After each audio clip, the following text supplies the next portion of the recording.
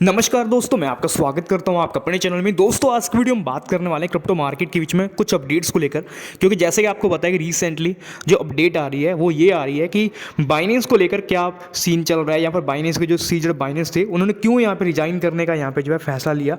क्योंकि अगर आप देखोगे तो इस समय मार्केट में ये सबसे बड़ा सीन चल रहा है कि यार इससे क्या होने वाला है, क्योंकि बहुत से लोगों का जो फंड है वो बाइनेंस एक्सचेंज के अंदर में ही है। और अगर बाइनेंस एक्सचेंज को कुछ होता है तो मोस्टली टाइम अगर देखा जाए तो जितना भी इस समय बिटकॉइन आप देख रहे हो या फिर जितने भी क्रिप्टो करेंसी के अंदर में प्राइस पंप हुए थे वो प्राइस गिर जाएंगे अगर कुछ भी बड़ा अपडेट आया।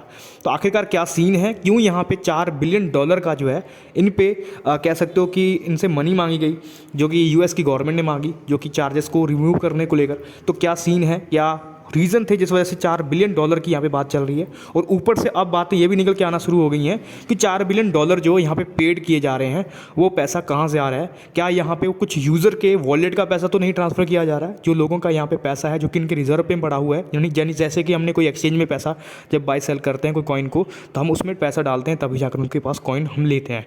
तो वो फंड तो नहीं यूज़ किया जा रहा जैसे कि FTX करता था। FTX ने तो साफ साफ यही यूज़ करा था और हमारे ही पैसे को यूज़ करके वो लोग मार्केट में अपनी मार्केटिंग, एडवर्टीजमेंट, इसके साथ में और बहुत सी एक्टिविटी वगैरह करते रहे। और अब यहाँ पे क्या क्या सीन निकल के आ रहा है सारा कुछ समझते हैं हम आसानी भाषा में। तो अगर आपको थोड़ा सा वीडियो हेल्पफुल लगे अच्छे से, मैं कोशिश करूँगा हर एक चीज़ को समझाने की क्यों यहाँ पे सीजर बाइनेंस को यहाँ पे हटना पड़ा। तो समझते हैं अच्छे से। और टेलीग्राम पे जो है नहीं करे तो आप कर लीजिएगा, क्योंकि अगर कोई बड़ी अपडेट आई इस चीज़ को लेकर तो मैं टेलीग्राम में बता दूंगा। जिस पर वीडियो नहीं बन पाती है उनको मैं टेलीग्राम पर अपडेट करता हूँ। इवन कॉल्स भी आपको टेलीग्राम पर देता रहता हूँ, जिनको यूज़ करके आप एक अच्छा प्रॉफिट यहाँ पे क्रिप्टो मार्केट से बना सकते हैं। तो ज्वाइन कर लीजिएगा, लिंक आपको डिस्क्रिप्शन में 3 देखने मिल जाते हैं। तो पहले समझते हैं मार्केट का क्या सीन चल रहा है। अगर आप देखोगे तो 24 आवर्स के अंदर मार्केट आपका लगभग जो है 2% गिरा है। अगर आप देखोगे BNB की बात करिए तो BNB 8 से 10% तक यहाँ पे सुबह से लेकर शाम तक यहाँ पे टूट चुका है।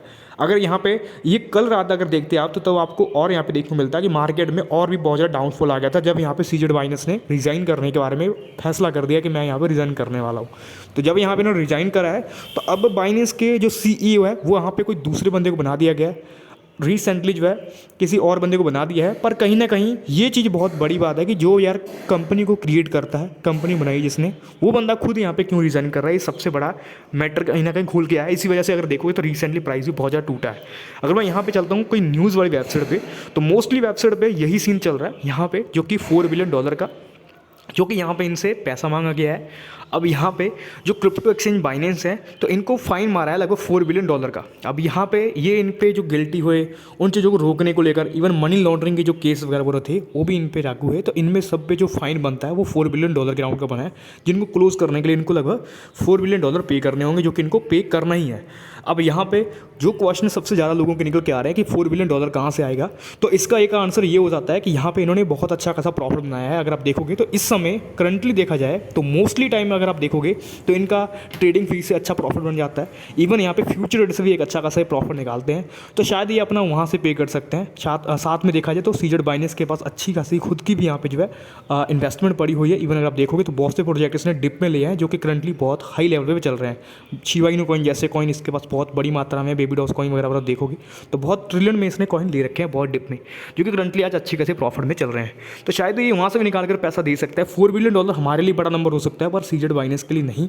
अब यहाँ पे सीजेड बाइनेंस ने आखिरकार $4 बिलियन के लिए ही रिजेक्शन दिया है या फिर कोई और सीन है। इस पे सिंपल सीन ये निकल के आ रहा है कि जो इन्होंने रिज़ाइन करा है, रिज़ाइन करने के पीछे एक ऑप्शन ये निकल के आ जाता है कि शायद यहाँ पे सीजेड बाइनेंस के मन में ऑप्शन आया होगा कि अगर मैं यहाँ पे इसको रिज़ाइन कर देता हूँ तो जो इस समय बाइनेंस की जो कह सकते हो जो बैड अपडेट आती है, जैसे बैड न्यूज़ होती है, उनको ज़्यादातर यहाँ पे कम देखा जाएगा और ये थोड़ा साइड हो जाएंगे। तो इन पे केस तो चलते रहेंगे। अगर सीजेड बाइनेंस पे इस पे गलती करे गए हैं, अब इनका जो केस है लंबा चलने वाला है, क्योंकि यहाँ पे कुछ चीज़ों के बीच में इन्होंने कह सकते हो गलती भी करी होगी और उन वजह से यहाँ पे इस बंदे ने हमारा रिज़ाइन कर दिया, जिससे कि अब उन काम को थोड़ा किसी और को दे देगा और दूसरा बंदा यहाँ पे बाइनेंस को चलाता रहेगा। और ये फिलहाल यहाँ पे जो है अपना जो भी केस है उसको यहाँ पे क्लोज करने में काम करेगा। तो इसीलिए शायद यहाँ पे ऐसा हो सकता है। अभी की डेट में जो लोग मार्केट में हैं वो लोग यही तरह से बात कर रहे हैं कि शायद ये रीज़न हो सकता है कि इन्होंने बाइनेंस की गलत यहाँ पे जो है खबर ना फैले, बाइनेंस ने ये कर दिया वो कर दिया, इसी वजह से मैं यहाँ से रिज़ाइन कर रहा हूँ। शायद ऐसा रीज़न भी हो सकता है। बाकी और बहुत सी एक्टिविटी हो जाती है, जैसे आपको पता है कि पीठ पीछे क्या है, उसके मन में क्या है, किसी को नहीं पता, ना यहाँ पे हमें पता है ना आपको पता होगा कि वो मन में क्या सोच रहे हैं। अगर यहाँ पे सिंपल मैं यही बात कहूँगा, जो कि मैं पहले भी बोलता हूँ, फिर से यही कहूँगा कि अगर आपके पास कुछ भी फंड है, जो कि आपने मोटा फंड सिर्फ बाइनेंस में रखा है, तो कोशिश करो अपने फंड को डिवर्सिफाई करके रखो। एक एक्सचेंज में पैसा मत रखो। मैं ये भी नहीं कहता कि पूरा पैसा बाइनेंस से निकाल लो, पर एक चीज़ आप याद रखो कि बाइनेंस से अच्छा है कि 4-5 एक्सचेंज में पैसा बांट के रखो। आप देख रहे होंगे मैं बराबर बहुत दिनों से वीडियो बना के आपको जो अपडेट करता हूँ, उन्हें मेरा सबसे बड़ा जो आपको एक अपडेट होता है वो यही होता है कि अपने फंड को डिवर्सिफाई करो। डिवर्सिफाई का मतलब होता है कि अपने फंड को 4-5 जगह पर रखो।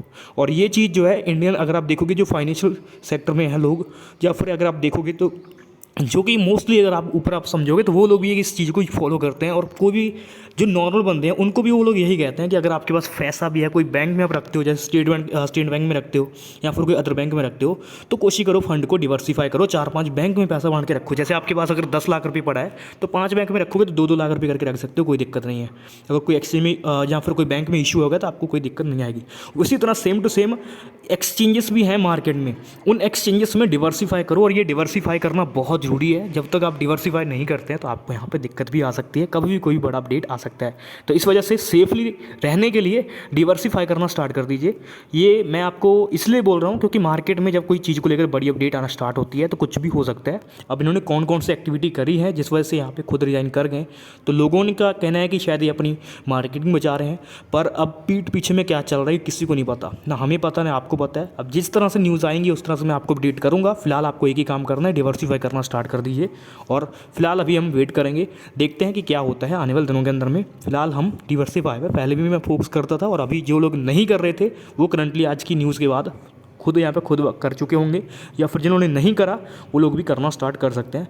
यहाँ पे एक ये भी याद रखिएगा कि बाइनेंस मानते हैं कि बंद नहीं होगा, क्योंकि बहुत लोगों का कहना है कि बाइनेंस बंद नहीं होने वाला, तो मैं कहता हूँ कि नहीं बंद होगा, पर हमें एक सेफ्टी की जो चीज़ है वो तो हमें रखनी चाहिए। ऐसा नहीं कि हम आँख बंद करके ट्रस्ट करें।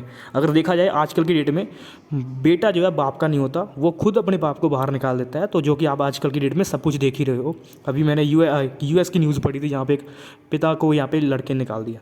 तो ऐसे जो चीज़ें अगर आप समझोगे कि जिसने उसको पाल पोस कितना बड़ा करा वो उसका नहीं हुआ तो किसका होगा, तो ऐसे में सिंपल सीन है कि हमें भी ट्रस्ट जो है कोई भी एक्सचेंजेस पे इतना नहीं करना है, नहीं तो बाद में हमें भी दिक्कत आ सकती है। और जैसे आप देख ही रहे हो कि मार्केट में जो जो चीज़ें होती हैं तो हमें भी सेफ्टी तरीके से साथ में चलना होगा। बाकी कोई और बड़ी अपडेट्स आएगी तो मैं डेफिनेटली आपको टेलीग्राम पे भी शेयर करूँगा, तो ज्वाइन कर लीजिएगा टेलीग्राम पे भी, उसका लिंक भी डिस्क्रिप्शन में है। उसके साथ साथ में आप डायरेक्ट टेलीग्राम पर सर्च भी कर सकते हो, क्रिप्टो हिंदुस्तान, तब भी चैनल मिल जाता है, तब भी आप डायरेक्ट यहाँ पे ज्वाइन कर सकते हो। और जो लिंक डिस्क्रिप्शन में उस पर भी क्लिक करके आप ज्वाइन कर सकते हो। जैसे आपको सहूलत मिले आप ज्वाइन कर लीजिएगा। कोई बड़ी अपडेट्स आएगी या फिर हिंट आएंगे तो मैं यहीं पर आपको अच्छे से एक्सप्लेन कर दूंगा, इवन यहाँ पर टेलीग्राम पर अपडेट भी कर दूंगा। मिलते हैं नेक्स्ट वीडियो लेकर।